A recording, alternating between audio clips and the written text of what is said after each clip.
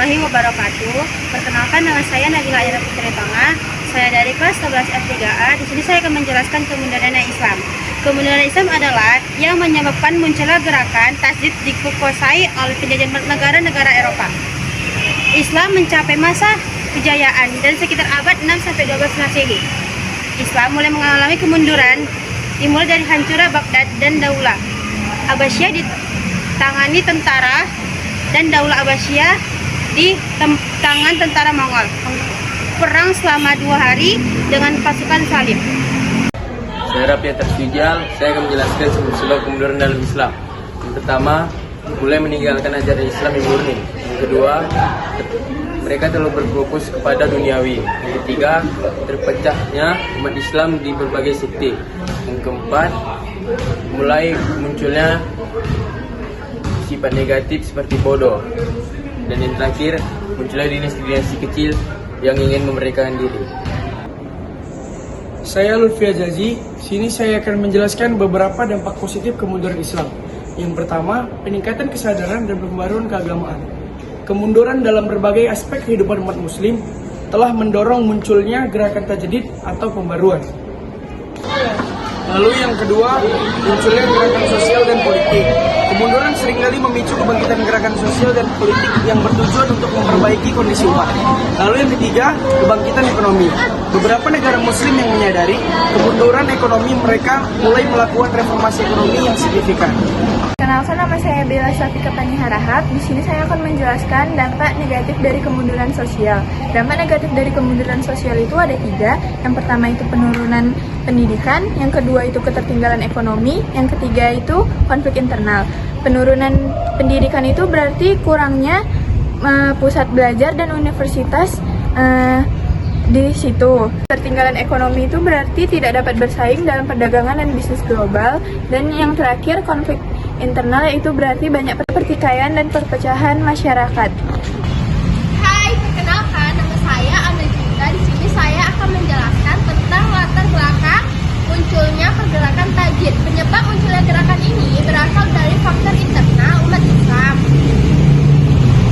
Pergerakan ini pernah dirusak oleh paham syirik dan bidah.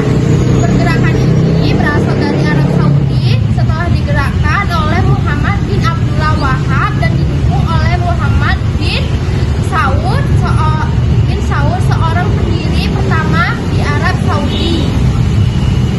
Saya Niswatul Hasana.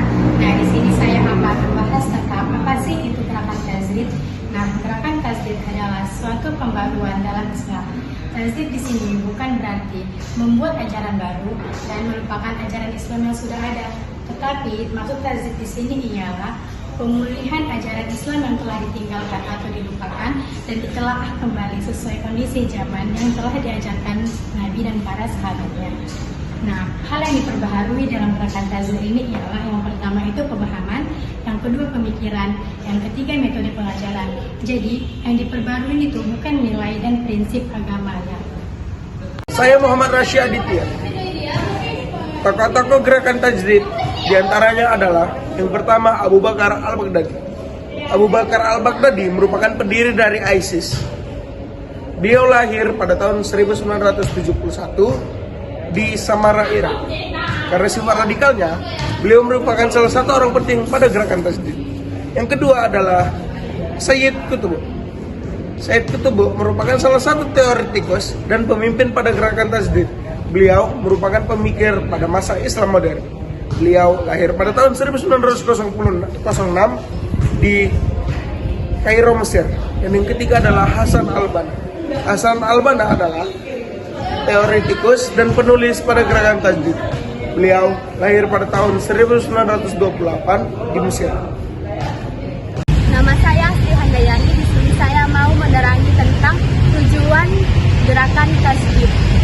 Nah, tujuan dari gerakan tajdid adalah untuk mengembalikan umat Islam ke ajaran Islam yang murni, menghilangkan praktik-praktik yang dianggap menyimpang, mengatasi perpecahan dalam umat Islam dengan cara menekan kuat ajaran Islam tersebut atau ajaran Islam yang paling pokok, serta melakukan pembaruan di di berbagai kehidupan umat Islam agar umat Islam itu semakin maju. Nah, gerakan ini sangat memberikan pengaruh yang signifikan terhadap perkembangan Islam di abad modern seperti saat ini. Saya Salsabila Maharani dan saya Nazila Usman Putih. Kami akan membahas aspek-aspek pembaharuan Islam dalam gerakan tajdid. Kami akan membahas 8 aspek. Yang pertama itu pembaharuan teologi. Nah, pembaharuan teologi berfungsi untuk menghidupkan kembali ajaran-ajaran Islam yang murni berdasarkan Al-Quran dan hadis. Yang kedua ada ekonomi Islam, yaitu mengembangkan sistem ekonomi sesuai dengan syariah. Yang ketiga itu pendidikan dan ilmu pengetahuan, berfungsi untuk meningkatkan pendidikan umum maupun agama untuk membentuk masyarakat yang berpengetahuan. Yang keempat ada politik dan pemerintahan, yaitu memajukan nilai-nilai budaya yang sesuai dengan ajaran Islam. Yang kelima itu ada reformasi sosial, berfungsi untuk mengupayakan keadilan dan mengedepankan kesejahteraan sosial.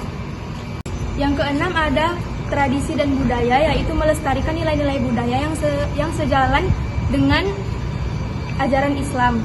Nah, yang ketujuh itu ada ijtihad, berfungsi untuk mendorong penafsiran independen terhadap hukum Islam. Terakhir ada dialog antar agama, yaitu meningkatkan kerukunan dan kerjasama antar agama. Dengan demikian, gerakan pembaharuan Islam beserta tajdid itu bergantung pada aspek-aspek tersebut. Janet Lubis akan menyampaikan materi dampak positif dari gerakan tajdid.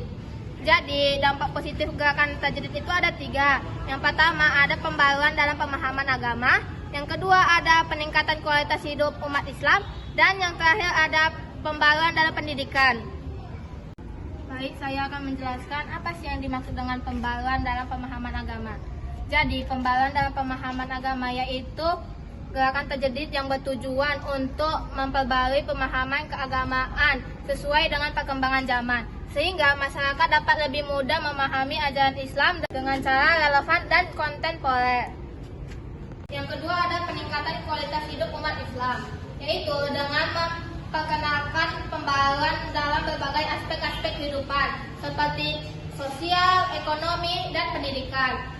Gerakan ini membantu meningkatkan kualitas hidup umat Islam secara keseluruhan. Yang ketiga ada pembaruan dalam pendidikan. Gerakan ini mendorong perbaikan dalam sistem pendidikan Islam agar lebih sesuai dengan kebutuhan masyarakat yang modern. Saya Najwa Faira, jadi di sini saya akan menjelaskan tentang dampak negatif dari gerakan tajdid. Yang pertama adanya pencampuran pemahaman yang keliru yang diikuti oleh masyarakat muslim. Yang kedua lebih maraknya orang-orang yang berkedok agama untuk memenuhi ambisi pribadinya. Yang ketiga, tersebar luasnya fatwa yang hanya cocok di daerah tertentu saja tanpa melihat daerah lainnya. Saya Kajahar, saya akan membacakan kesimpulan dari semua materi kami. Gerakan tajdid adalah gerakan pembaruan Islam yang sebelumnya terpengaruh oleh bidah, tahayul, dan kufarat. Perkenalkan, nama saya Muhammad Ivan. Saya akan melanjutkan materi dari kesimpulan kami. Gerakan tajdid ini pun memiliki dampak positif atau negatif. Di antara tokohnya adalah Abu Bakar Al-Baghdadi, Said Qutb, dan Hasan Al-Banna. Gerakan tajdid ini pun memiliki tujuannya sendiri.